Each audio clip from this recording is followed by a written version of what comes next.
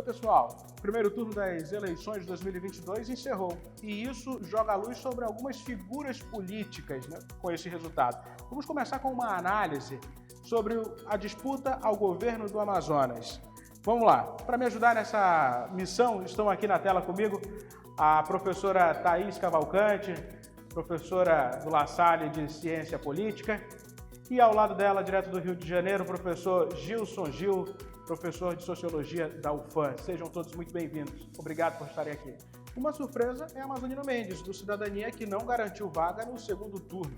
Ele encerra a sua longa vida de disputa eleitoral em 2022, na sua opinião, professora Thaís? Então, acredito que o amazonino, ele ainda tenha, apesar de não ter o mesmo fôlego de antigamente, ele ainda tem essa vontade de disputar as eleições, querendo ou não.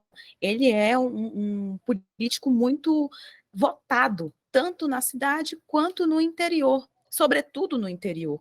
Então, acredito que talvez ele seja esse outro nome para 2024 também. Acho que ele não encerra a carreira dele por aqui, apesar de tudo que nós vimos, né, no processo eleitoral. Acredito que o amazonino, ele ainda, se em 2024 ainda todos estivermos aqui, ele ainda queira fazer essa disputa.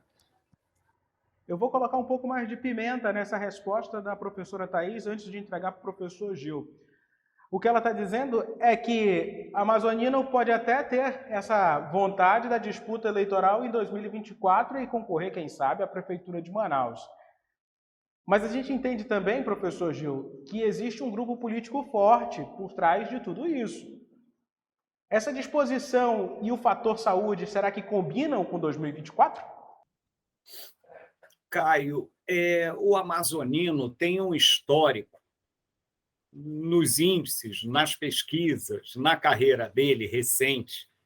Ele sempre aparece com números altos e vai baixando. Foi assim na última eleição para prefeito, ele chegou a 40%, acabou com 20 e poucos, mas no segundo turno ele quase chegou. Nesta agora também ele largou com quase 40% e acaba não chegando ao segundo turno. Eu acho, sabe, é chato falar de aposentadoria. É uma palavra, parece pejorativo, parece algo ruim, mas eu acho que até fisicamente eu já vejo assim uma dificuldade muito grande dele continuar na vida política do Estado de maneira ativa.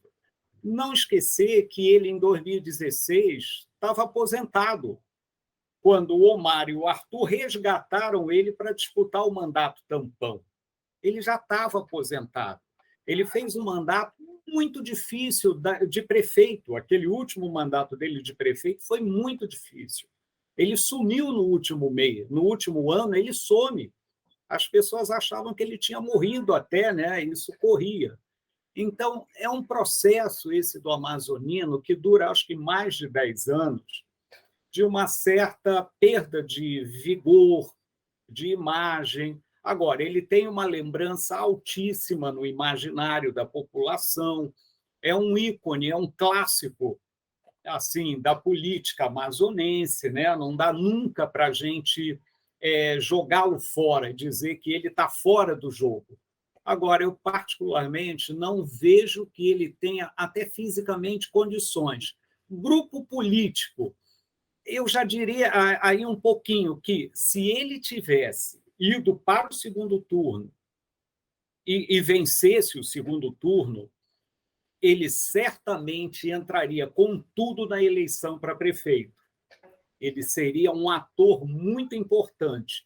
Não indo, eu acho que segura um pouquinho, restringe um pouco o papel dele numa próxima eleição. E o grupo dele, né, Caio, a gente viu, foi reduzindo. É um grupo que está minguando e está buscando outras opções. O próprio Davi, uma parte com o Eduardo Braga, uma parte se aposentando, porque são pessoas também de uma idade já um pouquinho avançada, como ele, e que têm derrotas nas costas. E acho que, assim, pelo menos como um grupo, dizer que o amazonino lidera um grupo para a próxima eleição, eu vejo um pouquinho de dificuldade. Não vejo essa unidade que na história política do Estado já houve. A senhora quer complementar com alguma informação, professora Thaís? Não, é só é meio que um xadrez, né? Um xadrez político do qual o amazonino não é mais a peça-chave. Ele deixa de ser, digamos que, o rei, que você dá o checkmate, e ele passa a ser ali uma outra peça menos, não menos importante, óbvio, e no xadrez todas as peças são importantes, mas ele deixa de ser a peça principal a ser derrotada. Bom, Ricardo Nicolau, do Solidariedade, perdeu a eleição para o governo e começa 2023 sem mandato algum. Ele tem apenas 47 anos e uma baixa rejeição. É uma figura política com estabilidade financeira considerável. Portanto, é possível dizer que Nicolau começa esta segunda-feira com um olhar em 2024, professor Gil? Olha, o Ricardo Nicolau perdeu a última eleição. Quer dizer, não é a primeira que ele perde, ele perdeu a outra para prefeito. Mas botou o nome dele, quer dizer, muitas vezes o político, não é, Caio? Ele bota o nome numa eleição pensando na outra, né? De se lançar, de ter visibilidade, e ele já teve isso na outra. Se lançou agora ao governo, foi até uma medida arriscada, mas interessante.